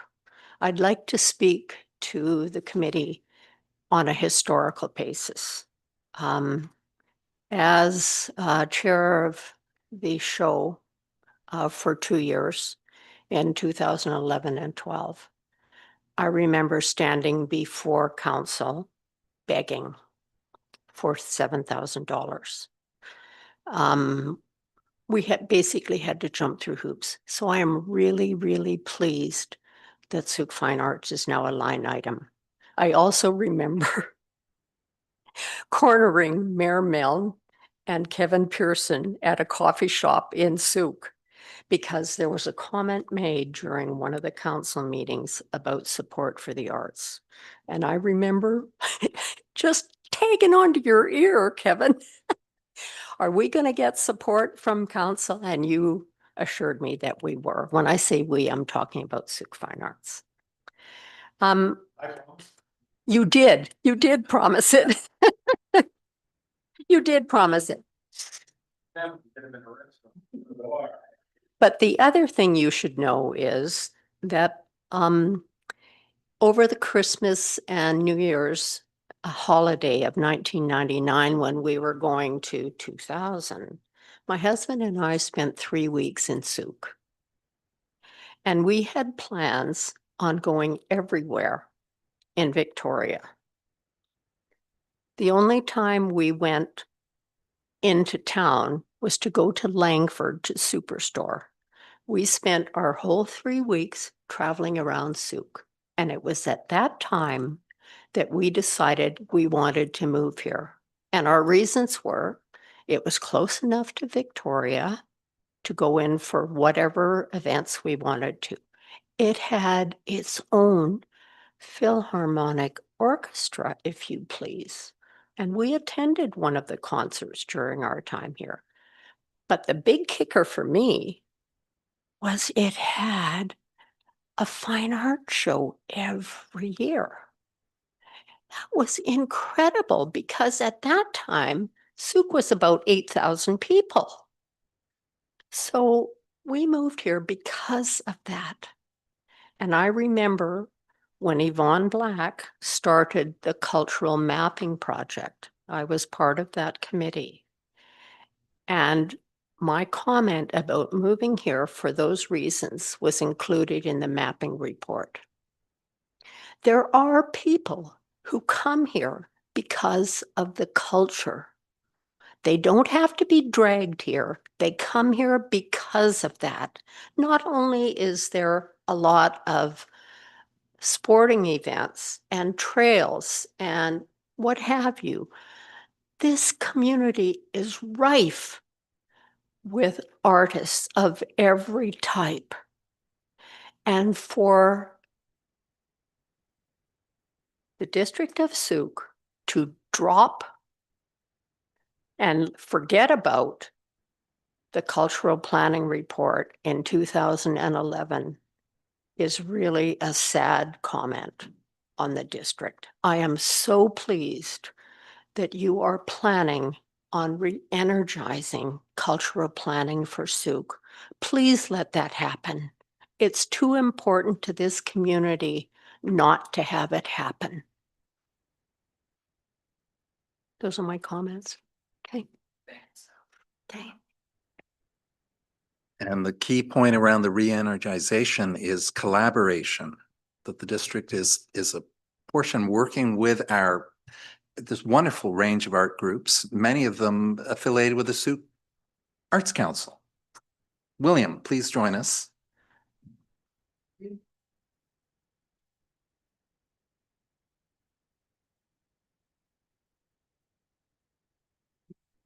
Don't know really. It's William Wallace, and I'm a director at the Sooke Arts Council. I don't know if you're all aware where it is. It's on Church Oh, yeah. Street over there. We're hidden back in that little spot, but there is a gallery in Sooke, along with the our commercial gallery down on Honor Point Road. I had a problem with this. I sat and read through those two reports, and things haven't changed. You know, those two reports from the 2010, we still have some of the same problems as back then. It's amazing how we haven't progressed as other communities have. I see that Colwood, their Goldfish Gallery, I don't know if you've been to it, the new gallery down there. It's an amazing space. Donated by a developer, the building was. We have Duncan with a phenomenal art gallery. We have Ximenes with their artistic community. We have all these other communities doing things. And I sit in our little gallery over on Church Street, and I wonder, why are we in this little shack in a corner that's bound for demolition when we're, the one thing that comes to people's mind is the fine art show. It sticks in everyone's mind, and it brings. And we haven't been able to build any momentum on that in terms of a continued kind of presence. For a number of reasons, I think the biggest problem Sooke has, its vicinity to Victoria. We're too damn close. For a number of reasons, whether it be arts or whether businesses or you name it, everything. It's a real stone around our neck and it really hamstrings us in terms of developing. But some other communities do it. I see Machosen. They have done a wonderful job at their art pod. It's phenomenal. They have a newspaper. We just recently got our own radio station that's doing, promoting along with a number of things. So, the other problem is everyone talks about space, that we don't have space for all our groups to do the kinds of things that they want to do. But I see a big school down there that's called Edward Millen Community School, and I see these other schools that are empty. Maybe the town should just subsidize some of these groups to get in and use those facilities. Then we don't have to buy a new piece of property and put up a new building and do this, that, and the other thing, hire new people. I don't know if that's the answer, is hiring new people and throwing more dollars at things. We do as best we can with a little bit of space over on Church Road. We sell $18,000 worth of artist groups, not a whole lot of money, but $15,000 goes back to the artists. So we take a couple of $1,000 off of it. I mean, we would love to have a more visual location where we could capture some tourist industry, but we just can't seem to find the right space. So it's difficult for me to give answers. I just don't think hiring people and throwing more money at it is the answer. I really think we need some bold thing to happen along the lines of the Sooke Fine Art Show to happen. And everyone has ideas what people should do. And I'll throw out two of my ideas. One is I think we need a Vancouver Island Indigenous art show. Along the same lines that you're doing right now with other artists. I think maybe the town should come up with some money to offer the Sooke Nation to promote something like this. It could be held in conjunction with the Sooke Fine Arts Show at the same time, build on that, I think. I also think all these groups that are getting money from you need to give back to the community, and I think you should demand that they have maybe an arts festival during an appropriate time, and they showcase what they have. I think we've tried a number of times with the Children's Arts Festival, but coordinating all this, they all have their own schedules of things to do. But I think if you demand of them as a community, they're giving them money, that they should come back and showcase their talents. I know we have in a show every 3 months, our shows change at our small art gallery. So we try to give us back as much to the community as possible. We're 80 volunteers that operate that place 5 days a week, 5 hours a day. We participate with all the other arts organizations, whether it be the music festival or the children's art festival, or we come in and set up little things kids can do and adults can participate in. So we coordinate things, and I think the biggest thing that I think the Sooke district could do is help us in grant writing. I think that's the key area that most groups are spending a lot of time. They don't have expertise, and it seems if you don't know the rules of the game, you're spending a lot of time spinning your wheels just getting in the game. Mhm. So I don't know, those are a few of my ideas. You're welcome to come over to our gallery if you have moments. And if you hear of any facility downtown that might become available, I think that building's scheduled for demolition in the next couple of years, so we'll be desperately looking for a new location. Okay, thank you. Now, before you leave, William, now I believe the gathering place, does the Sooke Arts Council not have are you not part of that plan? It was originally part of that plan. My own comment is I don't know when it'll happen. No, well, it's these evolving stories, right? It's evolving stories. Yeah. So there's a possible chapter for you within the gathering places evolution. Maybe. Yeah. I really don't know. Yeah. Can't comment on. My only comment it is just like everyone else, volunteers, we're all getting older and dying faster. Yeah. So, William, does the Sooke Arts Council, do you coordinate at all with other aspects of the Sooke Arts community? And do you have sit downs where perhaps you can come up with some key proposals that you could bring to council and the district? I think Thank you for the verbal version. We're in communications with all the other, whether it be the music festival or the radio stations or the dance communities. I mean, I think they all know about us, and we help them out in terms of designing some promotional material or showing up and putting on crafts for them. I know we're doing work for the Friends of Sooke's Parks and their lantern thing that's coming up. We're putting on a couple of workshops. So we're out there doing things, and we're putting on as many festivals, but as I say, we're all volunteers and we can only do so much. So I think, I don't know one artist in Sooke that's making a living full time. It's a tough business, very tough business. Now you have 88 members as part of your. Yep. Yeah. Most of those are So they're hobbyists. Yeah, hobbyists. Yeah. A number of us do get into the art show every year. And we try as much as we can we just think we need a better location in terms of the visual arts anyway, what I'm talking about. Yeah. So we can capture more tourist activity. So we really need a better spot downtown. If it's anything comes up that you know about, let us know. Yeah. I'm curious that $500,000 figure that Christina mentioned, that is for the arts, is it?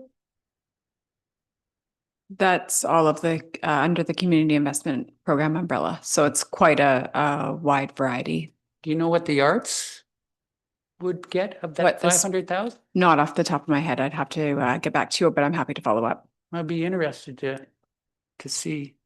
I do make suggestion. I would encourage the District of Sooke to up their prize for the artist during the fine arts show.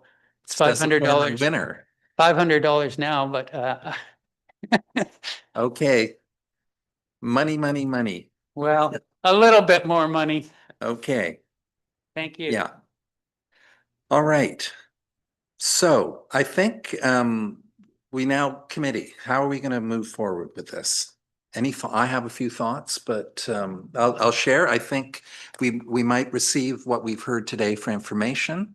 And at our next meeting in January, we'll have this subject again on the agenda just for our deliberations. And maybe we can identify, there was a wide range of, the cultural pre-zoning. We have upcoming MOU meetings with the Sooke. And so that Scott, you brought up some interesting proposals there. To me, the standout recommendation within these both reports is the creation of that committee. So what we need to see is the arts community gathering routinely, looking at these plans, perhaps with some district involvement. Perhaps there could be a council appointee to this group, and coming to us with very clear asks through the delegation process. And one of the asks could be, okay, we'd like, there is $130,000 in that spa. Rose, is that right? Approximately thereabouts. I think that, If I may, there are some funds, several areas spoken for, the memorial wall being one, and then also council had already provided direction on a Raven installation at Ravensridge Park as well. So we don't have those current numbers, but that's a considerable chunk that is already been committed to from that fund. yeah, I think that was in the 2025 budget, and at year end, according to the reserve funds in our financial plan, there would be about 130,000. So, yeah, so we'll talk about this at our next session, but Scott, let's have some, Al, and I think you're next. Yeah. Scott first. I was just wondering if one of our steps forward, maybe a suggestion here, is to ask all the groups that get grants from the city, how much of that money is spent on these specific categories. For instance, I think today was probably the best identified factor is probably a grant writer, for instance. It's very specific. And if you don't know what you're doing, you're spending a lot of money trying to find something you don't even know what you're looking for. So maybe the idea is to find a specialist that can support all of those groups. And each group can go, well, we get $60,000 every year, and $8,000 of that goes to grant writing, and we get $2,000. We spend $300 on that, and maybe that $300 isn't even worth spending on a grant writing, because it's just so collectively. Maybe we ask each of those groups to identify how much money would you spend on grant writing, how much money are you spending in admin, how much are you spending in insurance, how much are you spending in marketing, how much are we spending in website design, how much are we spending on collectively gathering payment plans and all that. And if there's a central ability where one person has the ability to go, oh, you want to charge for your fine arts? Well, we've got a payments plan here, and this is how you set it up, and this is how it's done. And I think with the artists, when we're talking about entrepreneurs, I think JP, you're right, they are entrepreneurs, but maybe again there's some capacity within that entrepreneurial area that they don't have any idea, they don't know how to market, and just setting up a payments opportunity for them might be just enough for them to go, I'll just keep doing what I'm doing. So maybe one step we could do is maybe just ask, and we're not asking those associations to amalgamate at this point.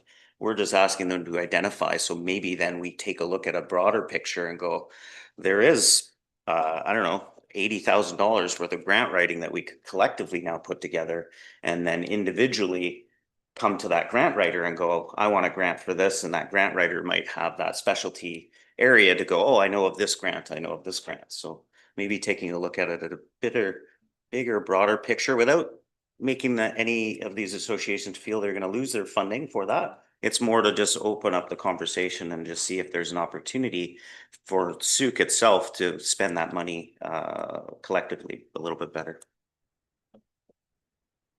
I saw Christina taking notes there. I think in your engagement with the community, you've been asking questions of that kind, and your original comments around the data. Just to extend on that further, the service agreement provider specifically will be coming to council in January as part of our budget process as well. But a lot of those questions too, we gather in a year-end report for all of the groups. So I'll take a closer look at some of those details to see if maybe we can extend on some of the questions that we've been asking. But this is much of the conversation I've been having with numerous groups in the community over the last several months. So we're in line together, which is always reassuring. All right, thank you. You wish to put that down on paper and bring it to us in January, add it to our agenda. Yeah, I think we can do that. Okay.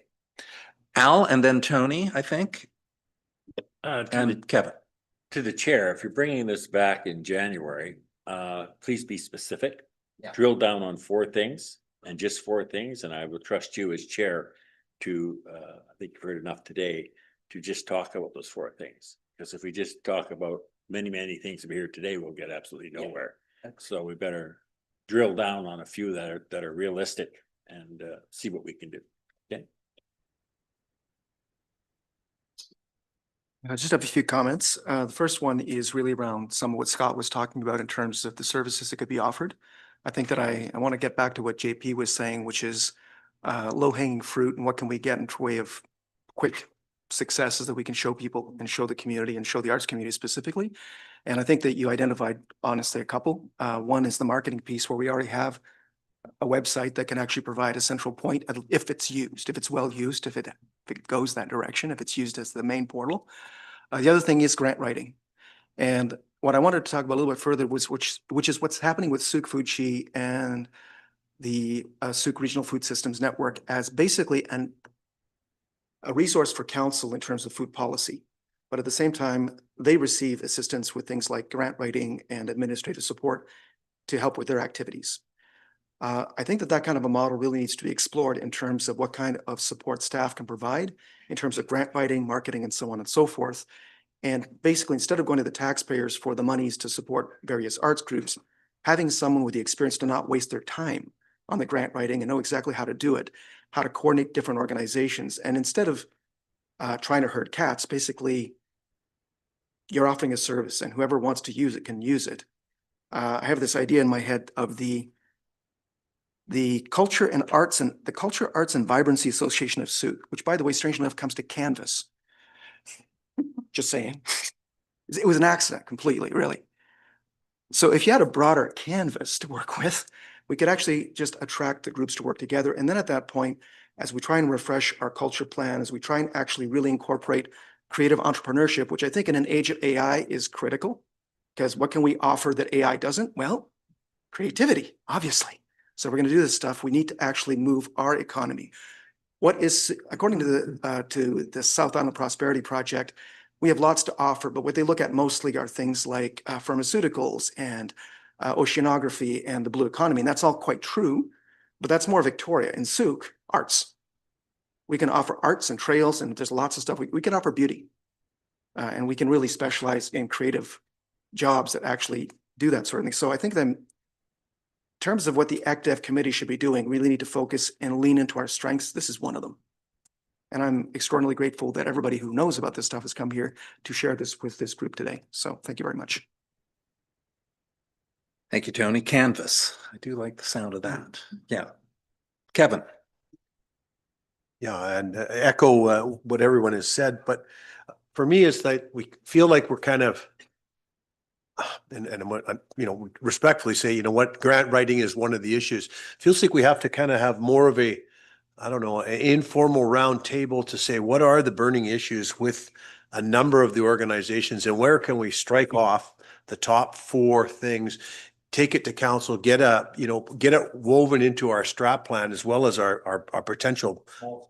Exactly. And get some things that we can get some wins that are endorsed by council as well, so that we get to the same page through, I don't know, like a workshop kind of setting where, okay, there's a lot of ideas that are spitballed up onto the board and, you know, a consensus kind of driven thinking towards what are the actions, the simple actions that we can, and may very well be something like grant writing, like that it emerges from that discussion. Because, you know, a plan with, you know, a plan without a wish without a plan, I never mind. A dream without a plan is a wish, right? So, but again, start spearheading our efforts, because I think there's a lot of collective brains in the room right now that those ideas should flow out. So anyways, kind of just comments. I don't have any questions. So thank you, Chair. I look forward to some more actions being identified in January. So thank you. Thanks, Councilor. Yes, please. I think what JP was, what I'm going to get from you is you're looking for a staff member to coordinate everything we've talked about. So it's not all, not everybody here agrees with that, but at the same time, for grant writing, communication, collaboration, I think where we have to start is to have all the groups meet, like Tony suggested, is if all the arts groups can work together to come to district and work under your spa or whatever, what are you calling it now? It's not spa anymore. Canvas. Oh, canvas. So that basically what Tony, I agree with Tony. We need you guys to, I think it would be helpful for council. I'm not council, but to identify what you need on top of staff so that we have a kickoff point. Like, of course, I think I'm more like, what's the hardest thing to get to? Let's build a building, right? Build it and they'll come. But we have to start off small. And I agree, in our tourism, our chamber's much more functional with a director, having a paid person. I think a full year round, all this has to come together, and we do need a coordinator. But I think if you can get all these groups together, the Harmony Project, Sooke Fine Arts, Sooke Arts Council, and have a member from each of those organizations work together and come back with the four things that are low hanging, what's harder to get, I think that's going to be helpful. We got to get going. It's very important. I think everybody at this table is agreeing that the arts are important. We don't have a lot of money. Our taxes are very stretched. Our infrastructure, everything in Sooke is falling behind. But grant writing and all that does take time, but having one central person that can communicate over the years, an administration team is very important, but to have what all of you need, you have to meet together. You have to have a representative from each organization. I know it's more meetings, but that's how things get done. And that's how council will see the strength of these organizations, by collaboration. Because it's going to take a lot of work. Yeah. That's my 2 cents. Well, thank you, Gwen. Yeah, I would agree. I think what you've just stated were the top A1 priorities in both the review and the original plan, which is the creation of a cultural planning advisory committee, which does not spell canvas, but I like the name, Cultural Arts and Vibrancy Association of Sooke. So I think of the four, that's number one, because that keeps the conversation going. Now, Kevin's point around spitballing, getting multiple groups together. Now, we are having a health summit, right? The 10th anniversary, 10 years ago, we did the Sooke Region Health Summit at the community hall. And the arts are very much part of health and well-being of any community. So I think we can absolutely shoehorn in an arts component to this health summit. And invitations would go out to, and the group can gather and bring their best ideas, grant writing included, and and then we'll get those results in a new report, which we can compare to the 2016 report and move onwards. So I think that might be option number 2 of those 4. There was a lot of good ideas here, but I'm convinced that, as these 2 reports state, we need the minds together, the hearts and minds in a room together, taking these big ideas and moving it forward. So thanks everyone for coming out today. We do have a little more committee business. You're welcome to stay, or you can depart. But we do have verbal roundtable. These can be very lively. Don't go. Can we just take a moment? I just want to speak to one gentleman there. Yes, please. Break right now. Okay. Okay.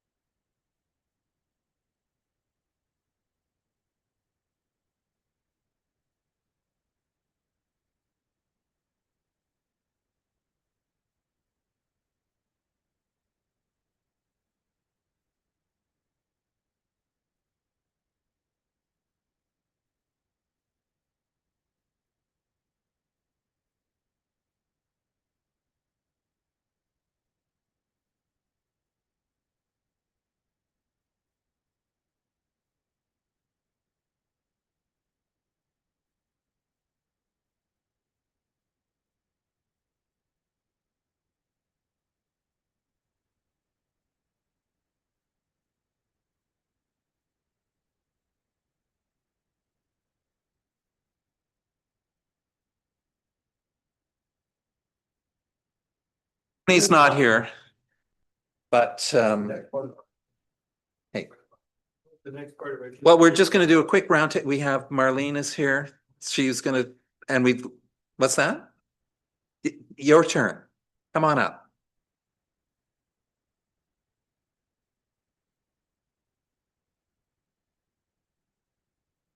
Okay, Thank you. I'll make it quick. Yeah, I just wanted to share a couple of things from the chamber. Namely, wanted to mention the Noel night and 12 Days of Christmas coming up. For 12 Days of Christmas, we have a new stamp passport that I've decided to do the same thing we did the Easter egg hunt at the beginning of the year. So people actually spend a little more time in the shops to collect their little stamp. They need to find an item because that was successful for Easter. So now we're doing it twice a year. And the other one is Light Up Your Business, where businesses are invited. We don't have the means to incentivize it, but just to encourage people to decorate their storefronts and creating a nice Christmas atmosphere for Sooke citizens and tourists. And that's pretty much it. But my ask this month is to show your support. Like, we would love to see you share whatever you see on Facebook or with your friends, family, your networks, y'all, big community people. Encourage whoever who has a business to participate in these things. And yeah, that's it for me. Thank you.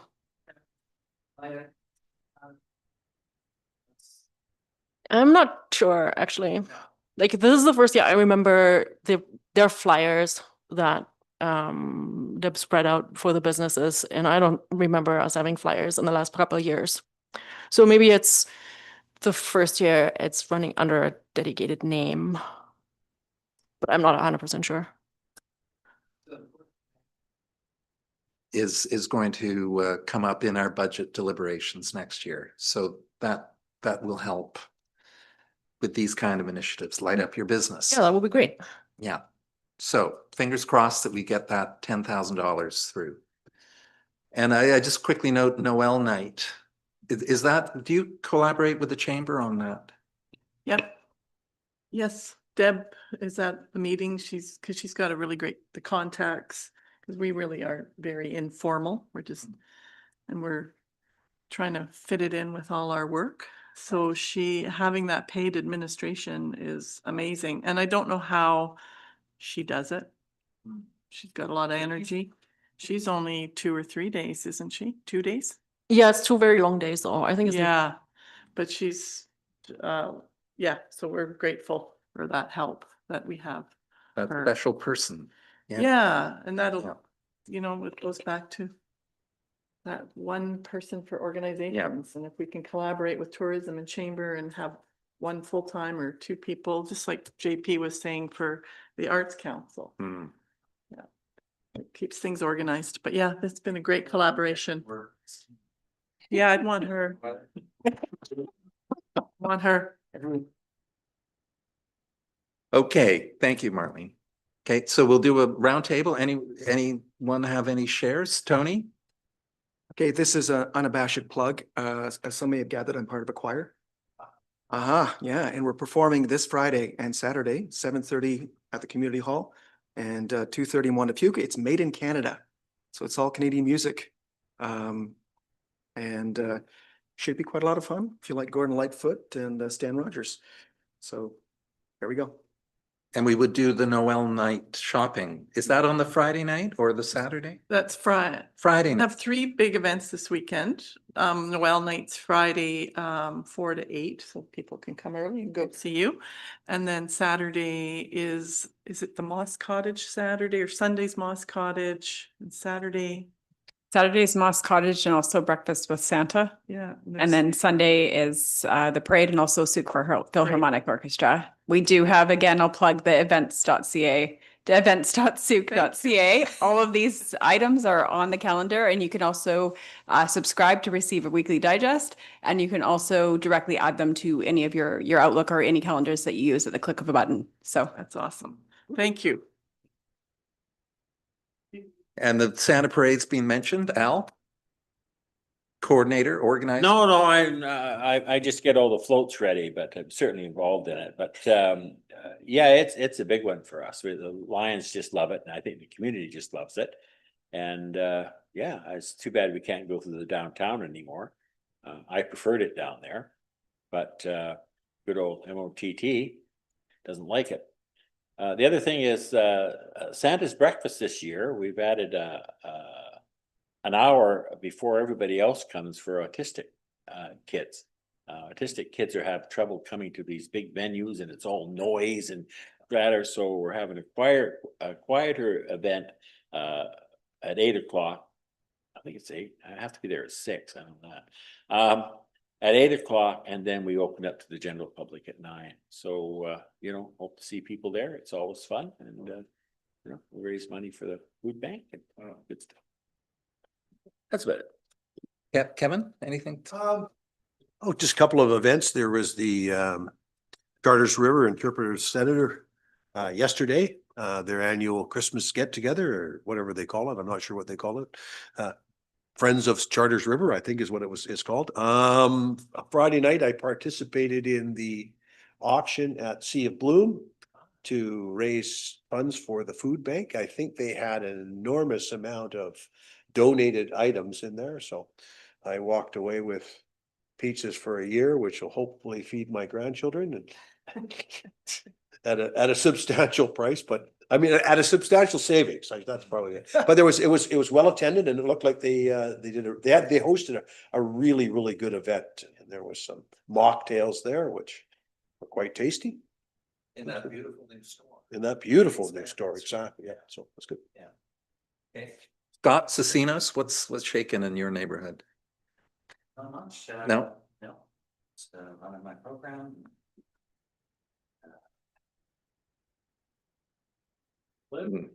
Okay, Just trying to survive. yeah.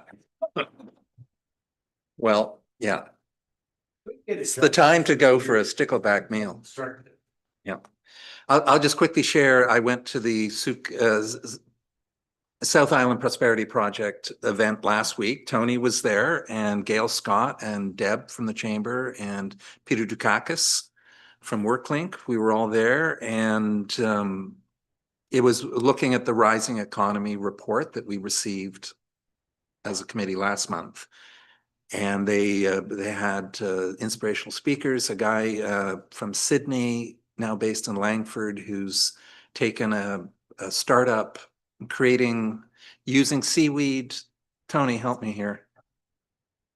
Plankton reactor, or no, Plankton Institute. An amazing sort of, what do you call the biogenerator? Biogenerator, So yeah.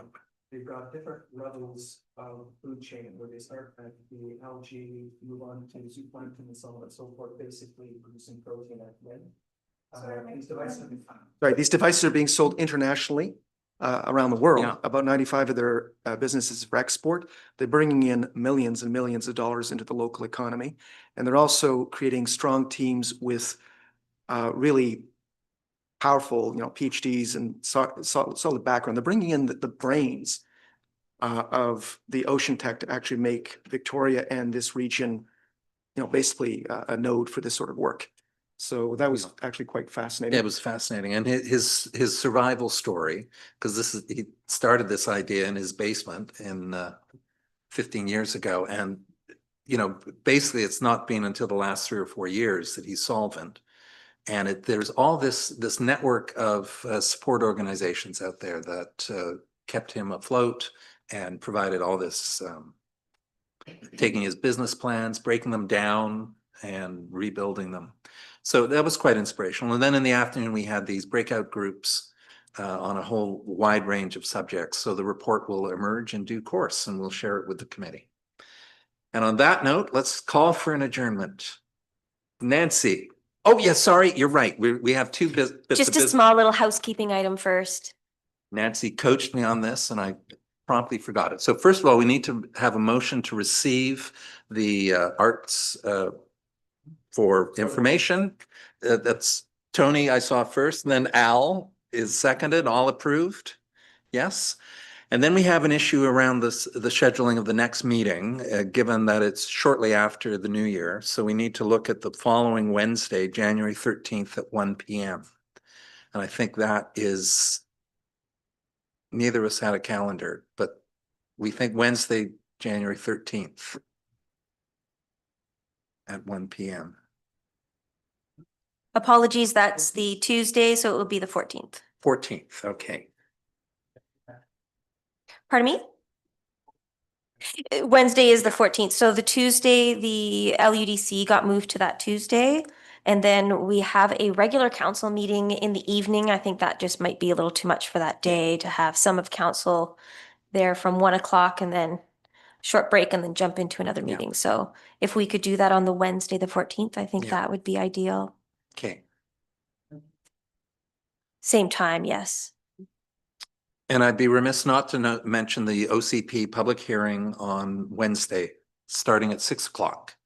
So, you know, if you'd like to speak up for economic development, community economic development, and or any other issues, waterfront landowners, you know, there's a whole range of topics, and we'll probably be going late into the night, I suspect. So, and we've had we don't know. Okay, so we're adjourned. Thank you all.